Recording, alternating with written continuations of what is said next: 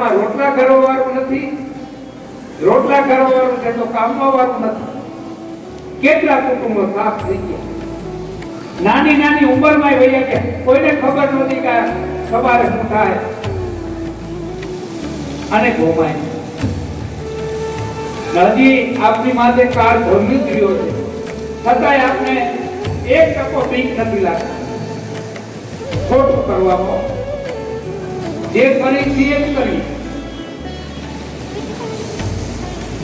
મંદિરો જેવા મંદિરો આજે તિરુપતિ, બાલાજી, સોમનાથ, દ્વારિકા એ તો મોટા મંદિરો, નાનાથી મોટા બધાને તારા લાગી ગયા. આવો એક રોગ આવ્યો ભયંકર, આવું કોઈ યુગમાં નથી બન્યું. મંદિરો હોતે તારા લાગી આવું.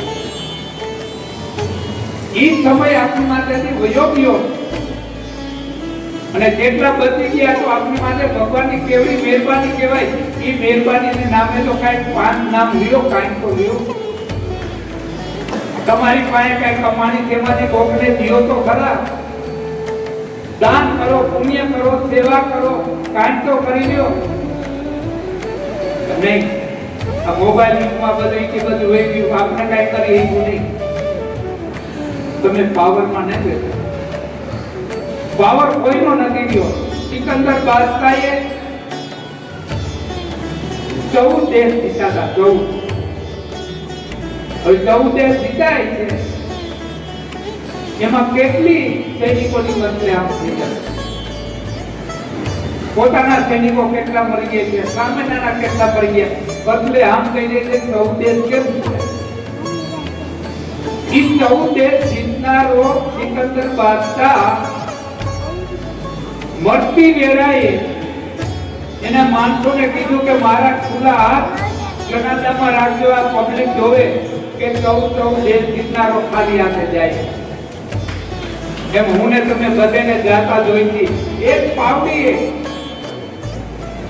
મૃત્યુ સમયે તુલસીનું પાન ને પાવડી મોઢામાં મેલે. એ ભેરી તો નથી કે એ પડી ખાતું તો ભેરું આપનારું છું.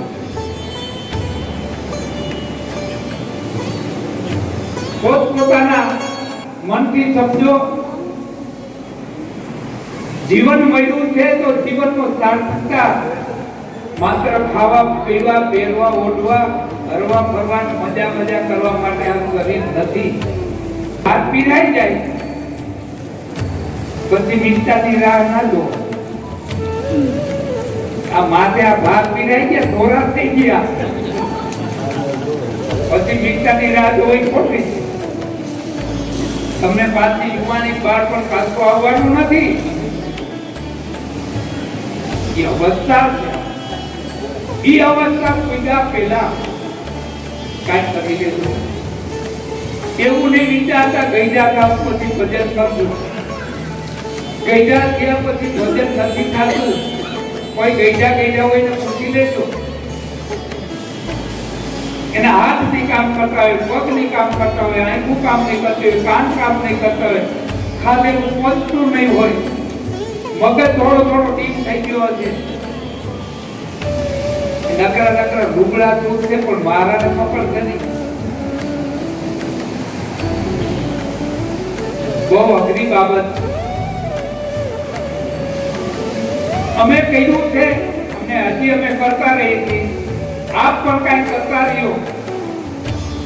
જો જીવન અને જિંદગીનો કેળો જો સુધારવો હોય તો આ જન્મ કરતા પૂર્વ જન્મ પાછો મળે કે જો સારા ખાતાના જીવમાં જવું હોય તો.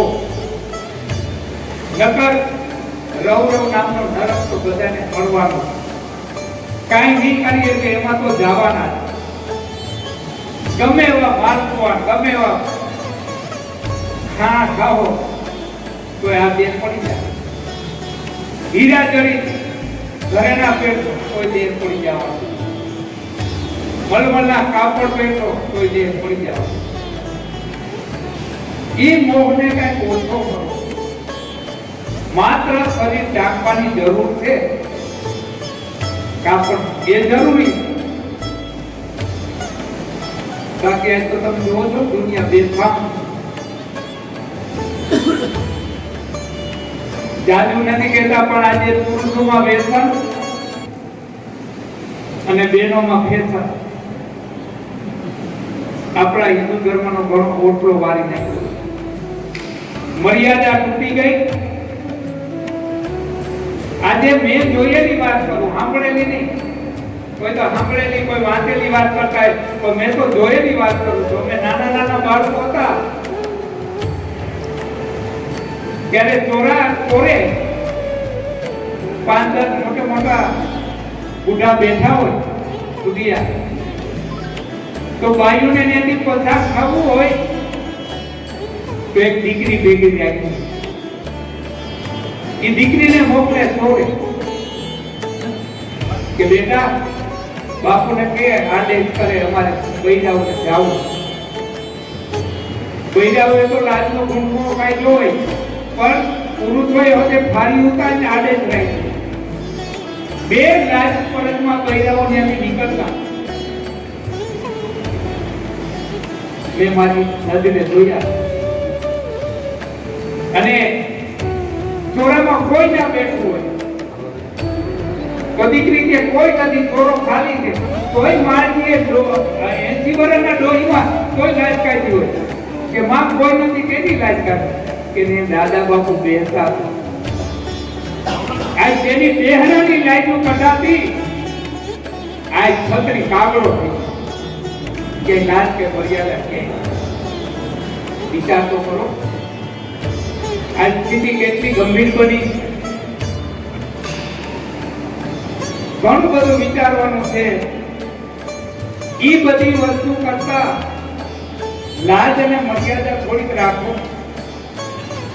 માવતરની લાજ રાખો, કુટુંબની લાજ રાખો, વડીલોની લાજ મર્યાદા રાખો. માવતરનો કીધું કયું કરો. દીકરા હોય કે દીકરી હોય, બાપ કહેતો હોય કે માં કહેતી હોય, એ તમારા હિતનું જ હોય, તમારું હિતનું મા બાપ કોઈ વિચારે એના કયામાં રહીએ. ભગવાને તમને શરીર આપ્યું છે, શરીર મેં કીધું નાચવાનું તો છે, એકથી નાચતો થઈ જવાનો તો મર્યાદા શીખી. મર્યાદા કેવી વાત છે, આપ તમે વિચાર કરો. દરેક બાબતમાં સજ્જન માણસો કેને કહેવાય? સજ્જન માણસ એને કહેવાય જે મર્યાદા કોઈ લોપે, મર્યાદાનું જે પાલન કરે, મર્યાદાની જે જાળવણી રાખે, એને કહેવામાં આવે સજ્જન માણસ. તો આ સજ્જન માણસોની ખોજ પડી ગઈ. કરોડોપતિ થયા, અબજોપતિ થયા, ધનવાનથી સજ્જન નથી કહેવાતું.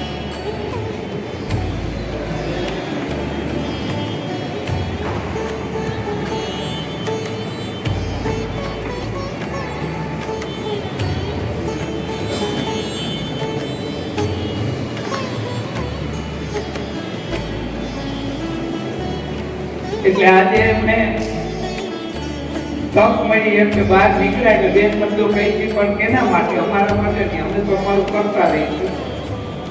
અમે અમારું કર્મ કરવાનું ચાલુ રહીશું. નહીં તો જ્યાં સુધી પ્રાણ આવી ત્યાં સુધી કરવાના. કેમ કે અમે એના ચરણોમાં જીવન સમર્પિત કર્યું. આપણું જીવન એના ચરણોમાં સમર્પિત. જેમ રાખે એમ રહેવા, જેમ કેમ કરવા, કેમ આખી જિંદગીનું સમર્પિત ન કરો તો કાંઈ નહીં. 24 કલાકની અંદર બહેનો કે ભાઈઓ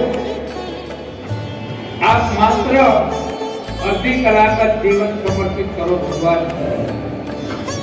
અને મૃત્યુનો ડર રાખો. મૃત્યુને શાસ્ત્રોએ કીધું છે મૃત્યુને સન્મુખ રાખો.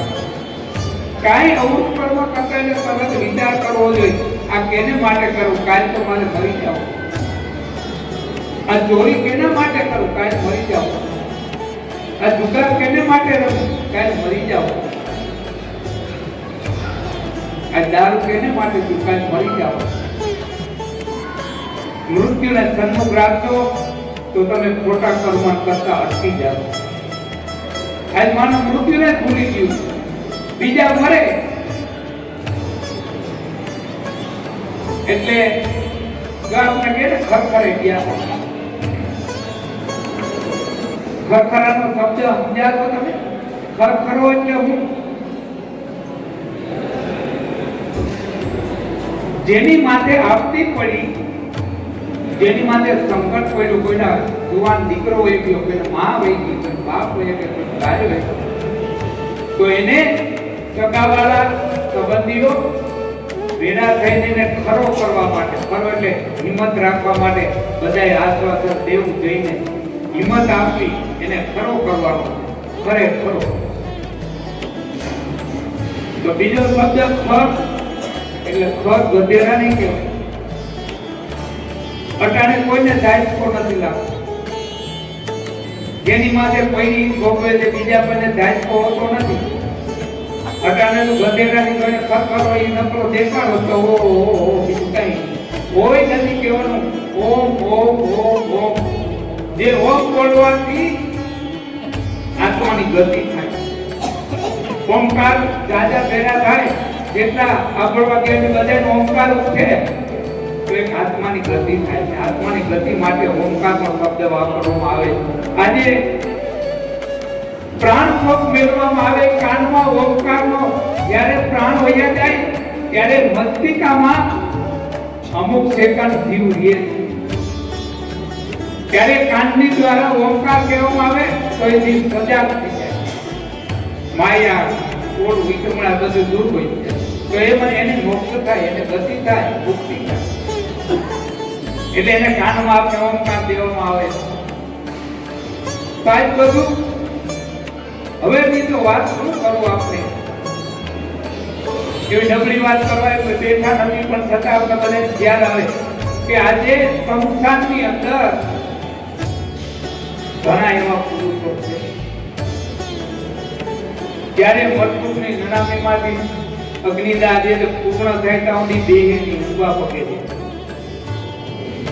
એવા નિયમતા અભાવ નહીં નજરે જોતા હતા કે આ જાય છે, કાલ આપણે આ જ ફળે આવવાના નાટ્ય, આપણી આ દશા છે એવું વિચારી અને મનમાં સ્મરણ કરતા કરતા કરતા કરતા ઉભા ઉભા પગે એ દ્રશ્ય નિહાળતા. ને દ્રશ્ય નિહાળતા એ પ્રમાણે જીવન આજે સંસારની અંદર નાચતા થાય. એટલી વારમાં ભૂખા મરી જાય. વિચાર તો કરો એને શું કેવું? આ ઢોર હોય ને, ઢોર તમારા ભેરો બળદ એક થોડી ભેરો રહેતો હોય તો બળદ બે ભેરા રહેતો જોઈ કા 4-5 ભેહું હોય, ગાય હોય. એક ભેહ મરી જાય ને બીજી ભેહું તેની નીર નાખે. એક બળદ મરી જાય તો એ બળદ 3 દી સુધી આંખોડા પર નીર નાખાય. કે એ તો પશુ છે, જનાવર, તો એને આઘાત લાગે. અને માણસ જેવા માણસ આજ પઠણ છાતી વાળા થઈ ગયા કે ત્યાં નાચતા કરે ત્યાં જલે છે ત્યાં. આ દયા કરુણા પ્રેમ ક્યાં ગયો આજે? એટલે આપણે મહાપુરુષે કીધું કે આ કલિયુગની અંદર આ બધું લુપ્ત થતા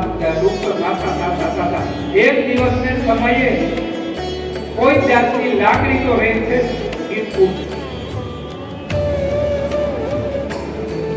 એટલે આપણે કાંઈક થોડુંક અહીંયા આશ્રમે આવીએ, બીજા કોઈ મંદિરે જતા હો, ગમે ધર્મને માનતા હો, ગમે સંપ્રદાયમાં હો, એનો કોઈ આપણે વિરોધ નથી કરતા. બધું છે એ અહોની રીતે બરોબર. પણ તમારે જેમાં છો એમાં આપણે વધવાની કોશિશ કરો. 1 માળા 2 માળા 5 માળા અને માળા ના કરો કાંઈ નહીં, માત્ર નામ સ્મરણ કરો તોય તમારું કલ્યાણ થઈ જાય, આત્માનો ઉદ્ધાર થઈ જાય, જીવન થઈ જાય. અને ઘણી વાર અમે મંત્રોની વાત કરી છે, ગમે એનું નામ લેતા હો તો કામ એવું કરો પૂજા, કાયિક, વાચિક અને માનસિક. હું ઘરે જગ્યાએ સાંભળું છું એટલે કહું છું, બીજાને પાસે સાંભળ્યું હોય. કોઈ પણ મંત્ર ઉચ્ચાર કરીને ના બોલો, લપ કરતા હો તમારી મંત્રની શક્તિ વેડફાઈ જાય છે. એની જે વાઇબ્રેશન બધા છૂટા કાયિક એટલે હોઠને જીભ વડે અને મંત્ર બોલો તો મધ્યમ ફળ મળે, બહુ ફળ નહીં મળે. આ બહુ ઊંચા કાંઈ બોલોમાં તો હાવ નથી મળતું, આમાં થોડુંક મધ્યમ મળે. હોઠ કે જીભને લઈને સ્મરણ કરો માનસિક મનથી, બધાથી ઉત્તમમાં ઉત્તમ. હાલતા ચાલતા કરી શકો, સ્નાન નથી કર્યું, નાયા નથી, કોઈ કરી શકો, સૂતક કોઈ કરી શકો. એ મંત્ર સૂતક કોઈ ના ઉગડાય, એને અશુદ્ધિ ના લાગે, એને કોઈ જગ્યાનો દોષ ના લાગે, ગમે ત્યારે આપ કરી શકો તો માનસિક મનથી કરો. બહેનો છે માનસિક જપ કરતા કરતા ઘરનું કામ કરતા હોય, એમાં ઘરમાં 2-4 બહેનો હોય, એ બધાના જો માનસિક જપ ભેરા થઈ જાય તો ઘર ને એ મંદિર બની જાય. અને બહેનો એ રસોઈ કરતા કરતા જો જપ થઈ જાય માનસિક, તો એ રસોઈ નહીં પણ એ પ્રસાદ બની. હાલતા હાલતા કઈ જાતા હોય અને માનસિક જપ થઈ જાય તો એ યાત્રાને અલગ, આપણે પેદલ યાત્રા નહીં પણ એક મહાન યાત્રા બની. હાલવા તો કઈ કરી છૂટીએ. મને તમને આ અવારનવાર મનુષ્ય શરીર મળશે કે નહીં મળે એની તમે કોઈ ખાતરી કરી? તમને એમ જ છે કે આના કરતા બધું ઓર્ડર જન્મમાં સારું થાય, આપણે માણસ એટલે માણસ થાવ, કોઈ વિચારમાં ના રહેતા ભૂલમાં નથી. કઈ યોનિમાં ભગવાન આપને નાખશે એની ખબર નથી. એ તમારા સાધના અને ભજનના બળ માટે આધારિત છે. આપણે બધા ઋણી છીએ, એકબીજાના ઋણી છે. અહીંયા કઈક આવ્યા ને તો ઋણી છે. તમારું ઘર હોય, એમાં કબાટ હોય, તેજુરી હોય, પૈસા મેળવવાના પેટી અલગ હોય, એના તાળા દીધેલો હોય, ચાવીઓ તમારી પાસે હોય, છતાં તમારેથી ક્યારેક ક્યારેક પૈસા કે ઘરેનું કઈક આડાનું વેલાઈ ગયું તો આખું ઘર ગોતવા વર્ગી જાય તો જડે નહીં. જોજો ઘણી વાર એવું થાય, ક્યાં વેલાઈ ક્યાં વેલાઈ, આખું ઘર ખોખોડે, ગોદડા ઓળું ઓળું કોઈ જડે. નોલા હારા ચોર આવે એ બધું ગોતું છે.